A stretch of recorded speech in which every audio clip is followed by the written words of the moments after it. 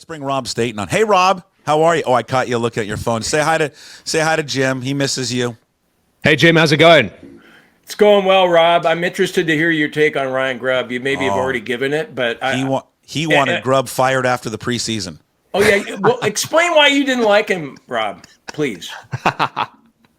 You know what? It wasn't anything about disliking him. It was, and we talked about this, Puck. I actually went back and watched the show last night when you texted me and said that I was a Grubb hater, and I want to remind myself of what I said about Ryan Grubb, and it just felt, even then, this is week 13, as if there was a disconnect between the head coach and Ryan Grubb. The way that they both spoke at press conferences seemed to contradict. The messaging was off. I just think this was inevitable for many, many weeks, and not because of Ryan Grubb being a bad coach, not because it wasn't anything to do with, we don't want to give him another chance. I just don't think he and Mike Macdonald connected, meshed, share philosophies. And if that's the case, you've got to move on. You can't persevere with somebody. If you can't work together, you've got to part. And I think in Mike Macdonald's mind, they couldn't work together. Yeah, I just keep coming back to that. We talked about that earlier, whether it was, it was a philosophical thing. I just think it was a personality thing. I just don't think they liked each other. And I think ultimately that's, they had no history together. There's no friendship together. There's no cross-pollination with assistant coaches. I just think it was they didn't care for each other and they decided to move on. Hey, by the way, I was rooting for the Cougs in that bowl game, Jim. Wow, thanks, I was rooting hard. I stayed up extra late to watch that on a stream that I managed to find somewhere on the internet. So I was rooting hard for the Cougs, and it was a shame that they couldn't put. At one point, I thought you were going to do it, so I was starting to believe. Yeah, God, they were competitive though, weren't they? Yeah, it was a really full of pride, and I really hope this new coach can get things going. He did a good job. I watched the quarterback who's just gone to Iowa. I watched quite a lot of Gronowski who was there, and he did a really good job. So I've seen a fair bit of South Dakota State. So I think got a good hire. So can't wait to see what he does there. All right. Yeah. All right, Jim, we'll talk to you again on Friday. Sounds good, Puck. All right, buddy. There he is. Take care, Rob. See you, Jim. Go Cougs. Oh, you know what? I took him out right when you said go Cougs, so he could get a go Cougs. Rob Staton with us. He talks Seahawks football with us every single week. Rob's weekly appearance brought to you by Superior Linen Service, family owned and operated since 1926, committed to delivering the highest quality products and service to the greater Puget Sound area. Get your free quote today at suplinen.com. Give him a call, 253-383-2636. Check out all of Rob's work, SeahawksDraftBlog.com. Video content, YouTube channel, Rob Staton Football. Follow him on X at Rob Staton. We haven't talked in a couple of weeks. That was the weird 2-week holiday, right? Where everything just fell, Christmas Eve, then Christmas, then New Year's Eve and New Year's. So we didn't have a show for the past 2 weeks. So much has happened. We haven't even discussed since they've missed the playoffs, but let's just start obviously with the biggest topic. We touched on it a little bit there. Just expand more on your thoughts on the Ryan Grubb firing.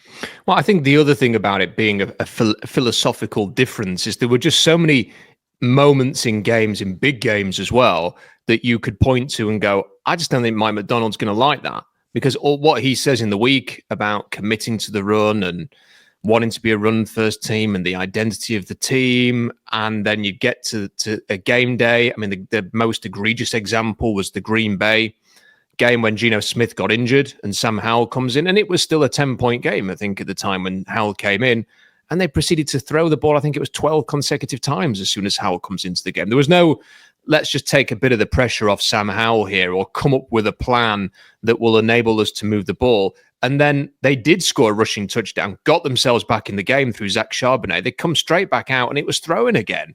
Under Sam Howell. That just didn't make any sense. And I remember mentioning after that game, you could just see Mike Macdonald's face on the sideline looking as if, what are we doing here? Mm-hmm. And then there was other situations, the way they handled the end of the Minnesota game where they got themselves into field goal range, designed a pass that was a long building, slow developing play that got Geno Smith took the sack, and he deserves some responsibility for that, but he should never have been doing a play that would have enabled him to take us out. They should have just kept running the ball and at the very least got themselves the field goal, which would have then taken it to overtime or forced Minnesota to get another score.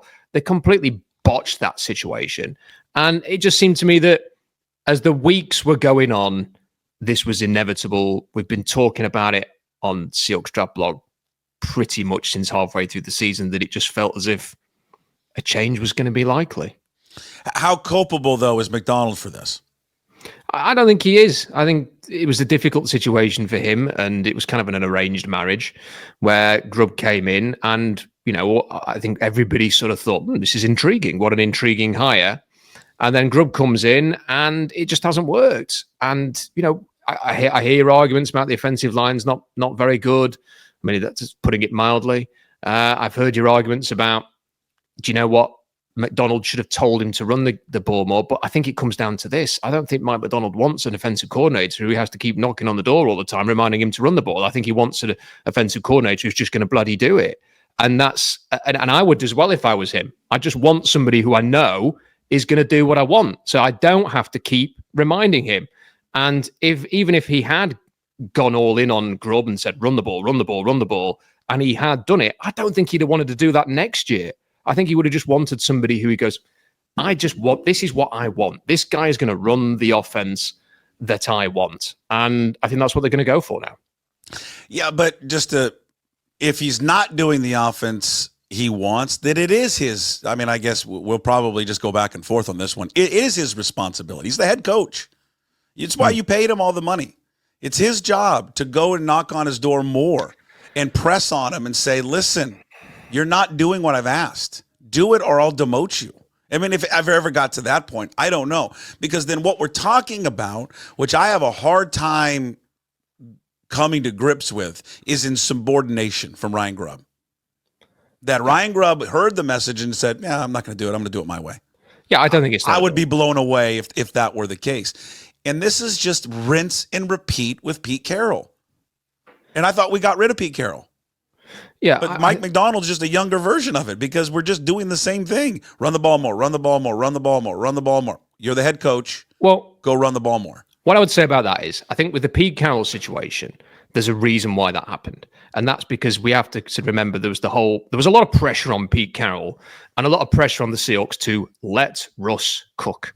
And they moved on from the coordinator who ran the ball religiously and brought in somebody who was a bit of a trendier hire from the McVay tree with the idea of being a different offense. And it didn't work. And really what Carroll probably should have done was double down on his style. And I think with Mike Macdonald, we have to remember, he's a first-time head coach. He may not have felt perfectly comfortable going into Grubb's office every week and, you know, giving him as we would say over here, the hairdryer treatment to sort of say run the ball. And I think what does that mean though? The hairdryer treatment. Well, if you turn a hairdryer on, it's hot air flying, you know, towards your head. Yeah. And it's like shouting at somebody. So it's your hot air, sort of. You are the hairdryer. That's beautiful. I'm going to steal that one. That's great. So yeah, I don't think he wanted to do that. And I think that, you know, there was. I heard Ian Finesse saying that there was. Never heard of him. He was saying there was a thought that they might fire him in the bye. Somebody had texted him while he was on the radio saying they might have fired. They were close to firing him during the bye week. So I think it just didn't work. And I think Macdonald is now going to hire somebody, and Schneider, who will run the offense that he wants. And I hope they get it right, Puck, because they have to. You know, this is how defensive head coaches fail. They constantly run through offensive. And we've talked about that a lot. I mean, I think we were both in line on Ben Johnson. I can't remember months and months and months ago, but part of it was because of this. This is the very instance that we're talking about, that when you get an offensive-minded coach. Now, maybe Ben Johnson didn't interview well. I don't know. I know that's been some thought, and I know Garofalo and I have talked about that. So I don't know. But, you know, when you do hire a defensive-minded guy and he gets an offensive guy, obviously as his coordinator, that guy has success, he's likely out. I mean, look at Dan Quinn.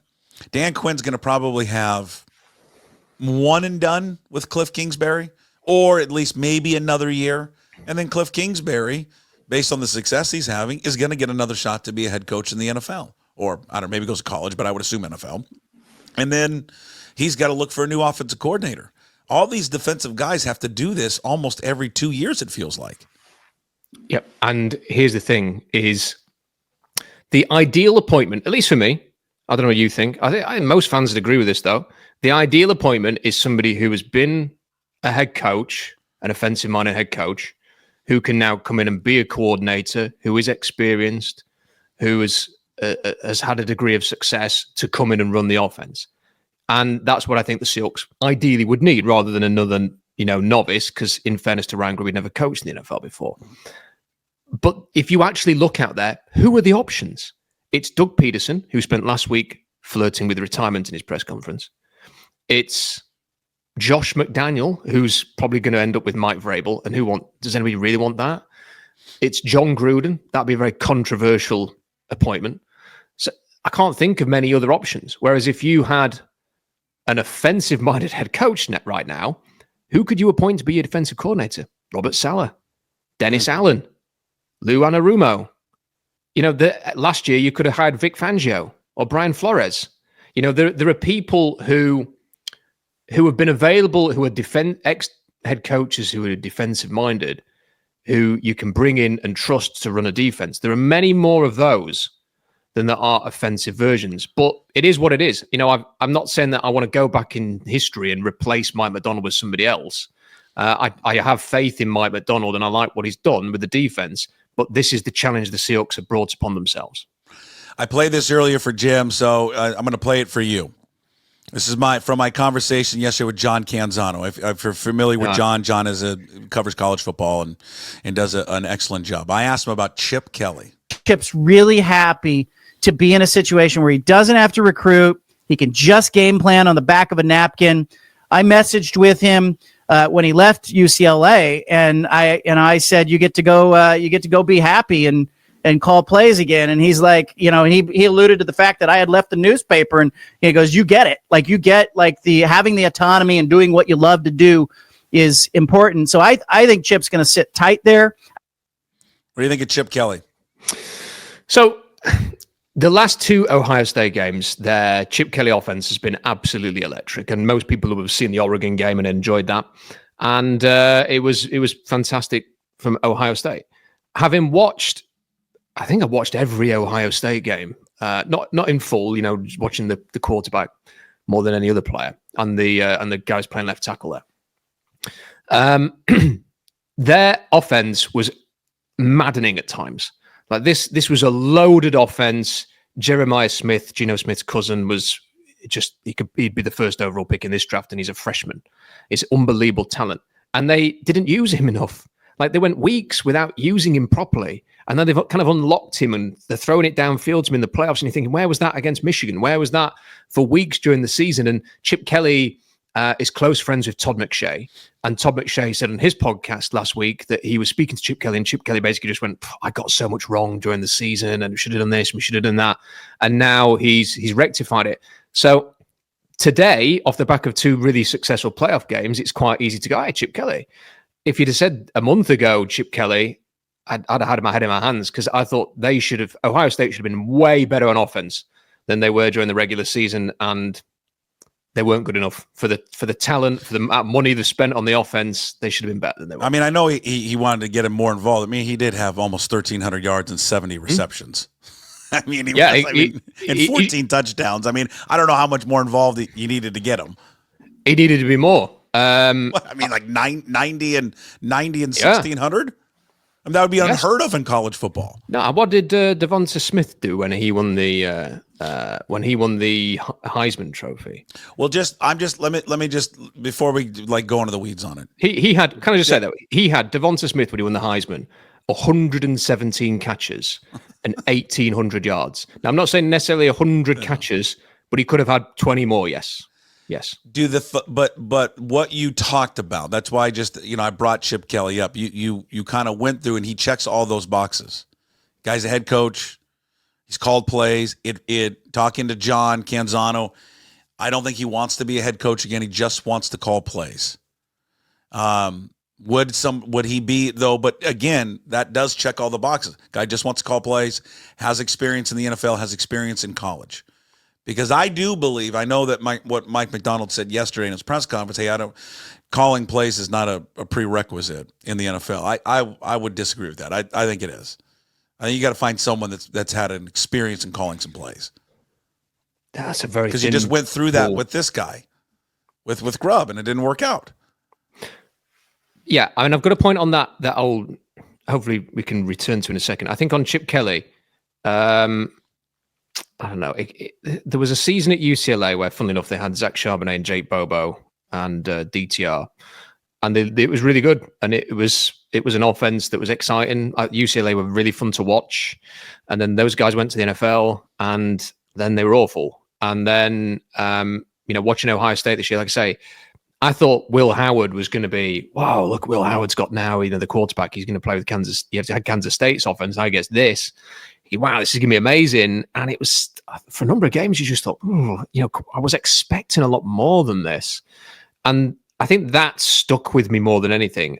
If they hire Chip Kelly, I think the arguments you've made, the experience and stuff like that, it would make a degree of success.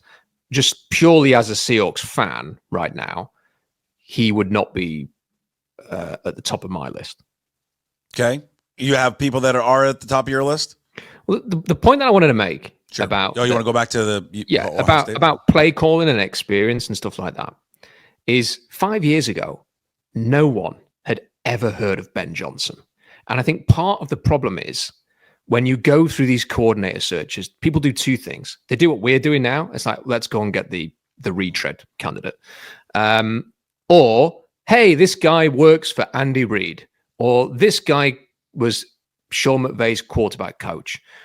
And they get jobs because their boss is great.